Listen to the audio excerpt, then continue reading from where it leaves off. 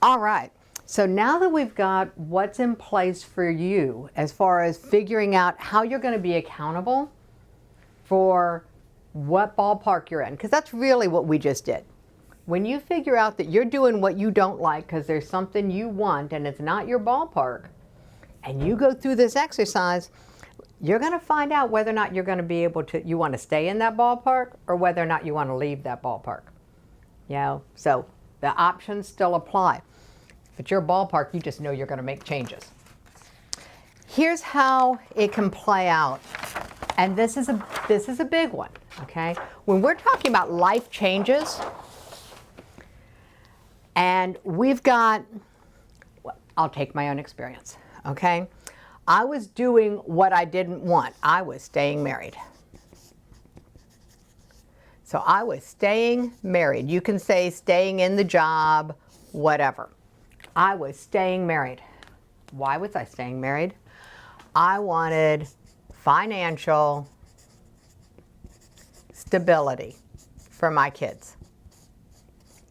Now, why was that so important? Well, I was raised by a single mom. Okay, we struggled my whole upbringing. My first husband, mostly nice guy, financially unstable. We went through the 4 years. We almost didn't have enough debt for the consumer credit counseling, but our debt was so widespread that we couldn't make the payments. So for 4 years, we worked with a counseling company, okay?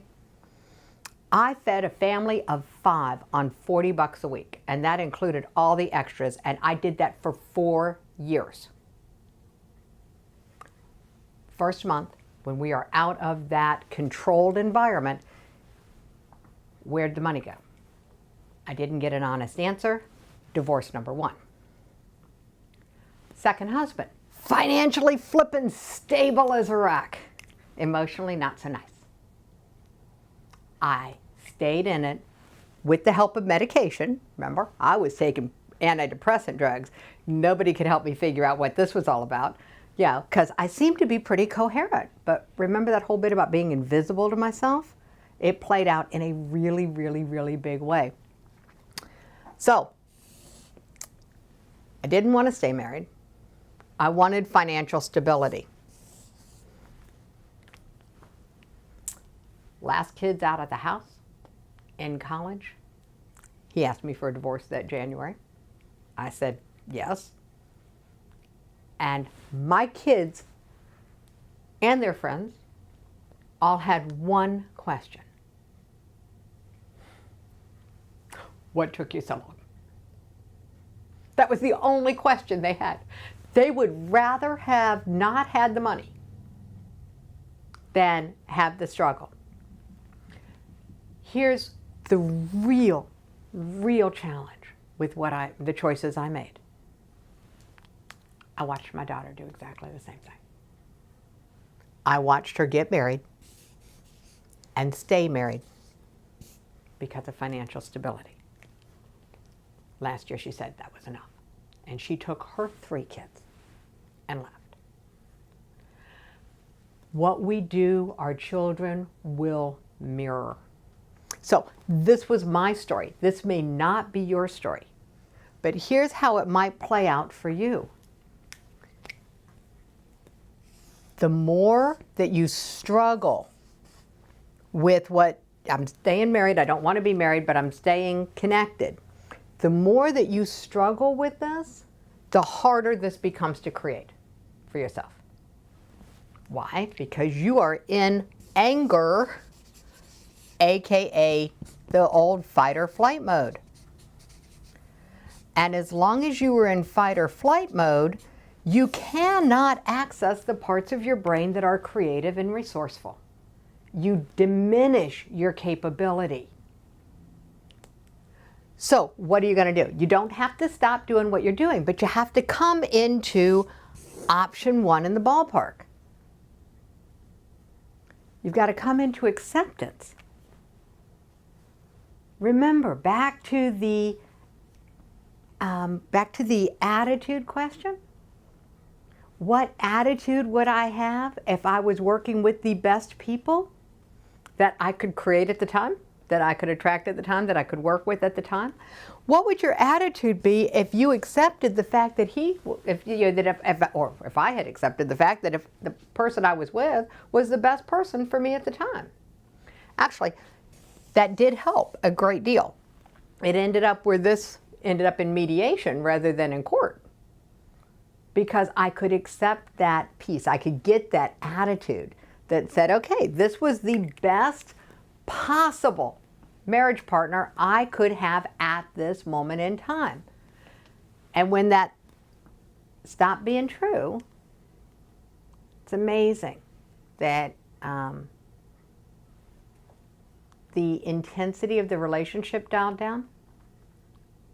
And once the intensity of the relationship dialed down, he kind of lost interest. And so he's the one who asked me for a divorce. So the unintended benefit, the real payoff for coming into option one in that ballpark theory where I could accept the rules of the game without conflict, answering that question, what attitude would I have if I knew this was the best I could create in the moment? I started taking different actions. Yeah? What can I do? I became more willing. Okay? I became more willing to invest the effort needed to make a positive difference. So it wasn't that there was any more love in the relationship, but there was a lot more kindness and a lot more patience. There was less volatility. And from that space where the environment was calmer, because remember, my issue was other people's anger. So when the environment calmed down and there was less struggle on any of the topics that would normally be volatile, I wasn't in fight or flight mode. I could start creating my own financial stability. I could get what I wanted and I could let go of what I didn't want. But I had to go through this whole process and get to a place of acceptance. I had to accept the rules of the game. I had to accept the other person. And most of all, I had to accept that it wasn't their fault. This was the best relationship that I could create with the skills that I had. And when I outgrew it, then it was time for me to move on. But you got to put the growth in. Nobody can do your growing for you. I'm descended from Abraham Lincoln. My life has been filled with his quotes, but there's one that he said that most people have never heard. He says, man's got to do his own growing, no matter how tall his grandfather was. And that plays out for me. I had to do my own personal development work, and it didn't matter where I was starting from. It would not have mattered if I was starting from the most supportive family in the world, if I was starting from the most financially stable place in the world, if I was starting from the most point of abundant opportunity, I'd still have to grow on my own. Yeah, we're motivated by the carrot and the stick. You still got to have what you want and what you don't want in order to move under your own volition. And if you don't know what you want and you don't know what you don't want, then other people are going to volition you into movement, but it won't be in the direction necessarily that serves you the best. My point of service came into account when I got out of this mess. Okay, this was my stress mess. And when I finally got out of the stress mess and started realizing what I was good at, what I had learned along the way, and got willing to put the effort into learning how to share it. That's been my journey. But I had to go through all of these same steps. That's why this is what I teach. I had to start with awareness of what I wanted. I had to get an attitude. I had to get control over my attitude. I had to be able to motivate myself. I had to be able to get the emotional fortitude to do what needed to be done. Back to that practice piece, I had to be willing to be industrious, to do the work on a consistent basis. So, awareness, attitude, actions. And at the end of the day, I had to be completely accountable. For the ballpark I was creating, I had to be in complete acceptance of other people to be able to create my own ballpark. And I had to be willing to be really clear about my rules. And I'm not always. But it's okay, because I have a lot of opportunities to talk about this stuff now, and there's nothing truer in the world than what we most need to learn, we'll teach. Yeah. So, the only path I know, because this is the one I walked, is that to get what I really, really, really want, and I wanted financial stability. What I wanted was freedom. I wanted freedom to not have to have somebody else's permission. That was my freedom. I wanted freedom to not have to have somebody else's permission. And you know what's really, really stupid? I thought I couldn't be in a relationship and have that freedom. Now, the reason I thought that is because every time I was sharing a domicile, whether it was with my parents or a husband or whatever, I had been acting like the doormat, because that was the safe path. When I went through all of this stuff and started getting this a handle on what I really wanted and what effort I was willing to put in, I got willing. And this is all that has to happen. To go from being I call this doormat to diamond, to go from being a doormat to a diamond, I just had to be willing to get up off the floor. That was all it took. I didn't have to be angry. I didn't have to push back on people. I just had to be willing to get up. Now, what does willing to get up look like? All right. We touched on it before, and now we're going to hit it really hard. It's all about willing, and you can write your own list. I'm willing to, and I'm willing not to.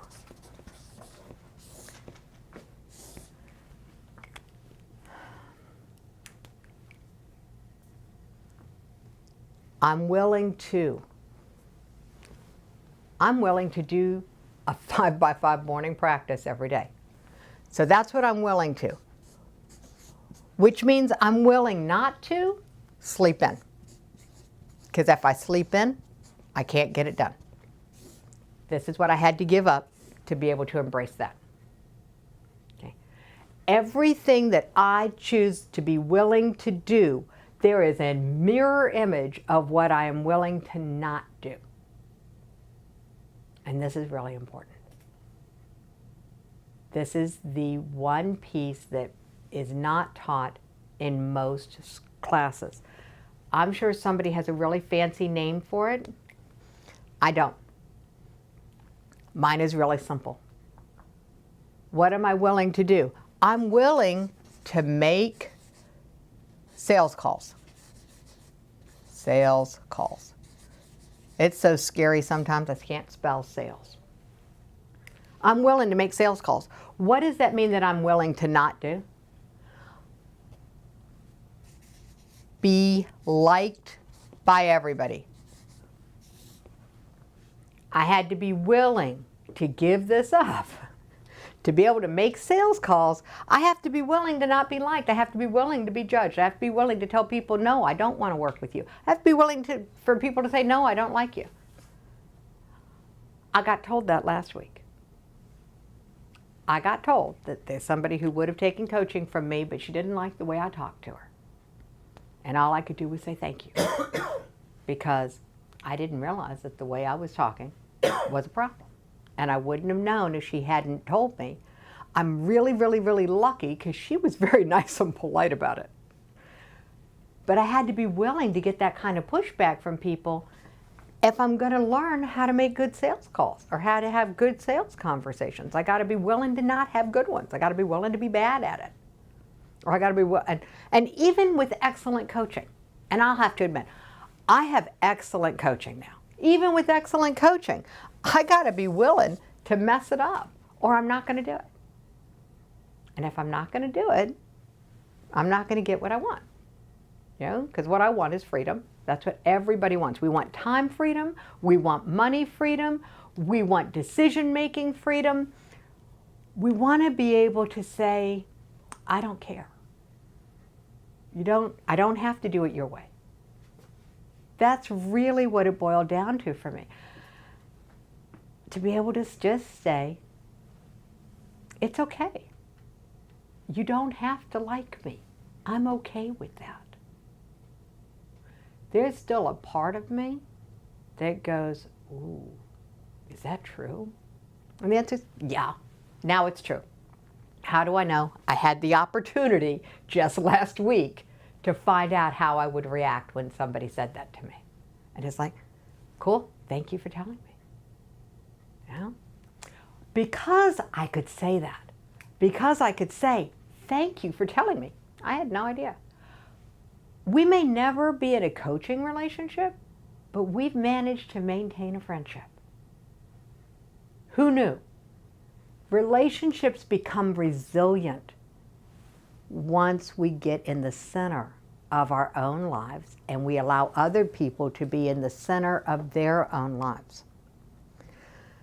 So I might have mentioned this, maybe not, but the whole goal of what I do is to help people come to a place where you have more than just emotional control. Okay? The connections that we set, we set a connection on the first finger for being calm and relaxed. We set a connection on the second finger for confidence and focus. My private clients set connections for other things that they want in their lives, they want more of. That gives emotional control. If you practice that, you can absolutely use it to intervene in an emotional mess, to have control so you can be totally present. Absolutely works. But that's not enough for me. I want people to have emotional resilience. Because when you are so certain that nothing can happen to you that you can't bounce back from, all of a sudden your relationships with other people become resilient. And then you're free from one of the scourges. Okay, here's true freedom. True freedom. True freedom is not having somebody else's phone in front of me. Okay, true freedom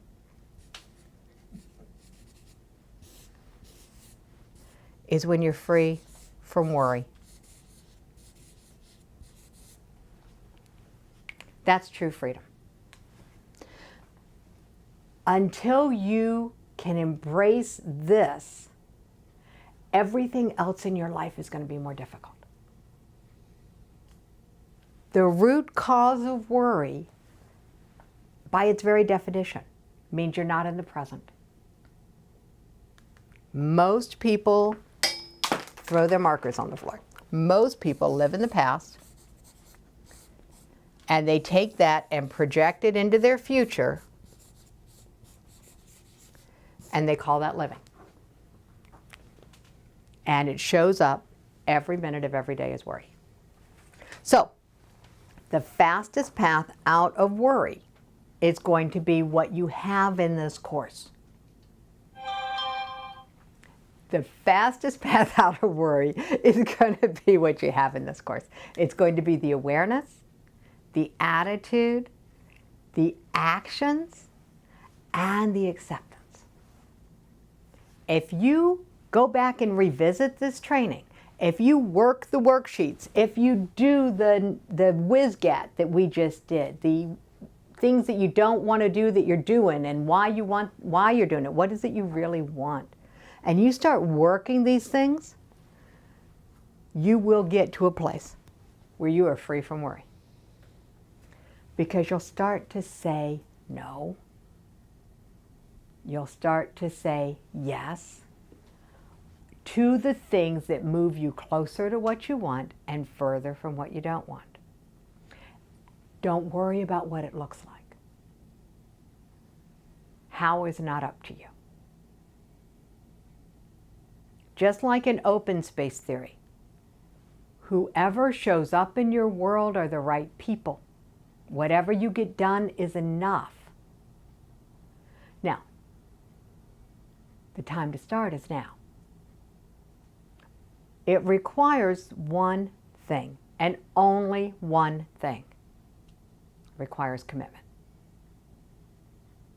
And it's not commitment to a goal.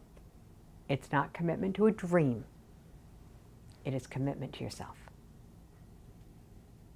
And if you're willing to make the commitment to yourself, then everything else will start falling into place, because you have the keys now to be able to change your life, keep it moving in the way that you want to go. And here's what you will get as a result. You will get two things. The first one you will get is confidence. You will develop absolute confidence that you have the ability to change course, to adapt, and to take action. Remember what I said, out of actions come results. When you start getting better results, your whole belief system changes. You become confident in your ability to create your life. And the other thing you get is something that people don't talk about very often anymore. It's called poise. Poise is nothing more than the willingness to show up as who you are. That's all that poise is. You got to open the door with that fourth key of acceptance, because you've got to be able to accept yourself to have poise. So there we go. The four keys: awareness, attitude, actions, and acceptance. What does it take to use the keys? Commitment. What do you get out of it? Confidence. And when you have done that, you'll have poise. You'll be willing to show up for who you are. So, this brings us to the end of the four keys. Thank you for joining us. You came into this for Stop the Stampede of Sabotage. I hope that these keys will help you do that. As you move forward in your life and you practice, I invite you to stay engaged. Stay in the Facebook group. Post your questions if you've got something that you've gotten stuck on. And know that it'll get announced first. The next training, because there's always another level, and especially on this work, the next level is really exciting. So we're going to deep dive in the next class into exactly how you stay motivated, how do you keep a commitment, and how do you get others to join you on the journey. So that'll be announced first in the forum to the people who are part of this group. So stay engaged, stay in touch, and thank you for joining us.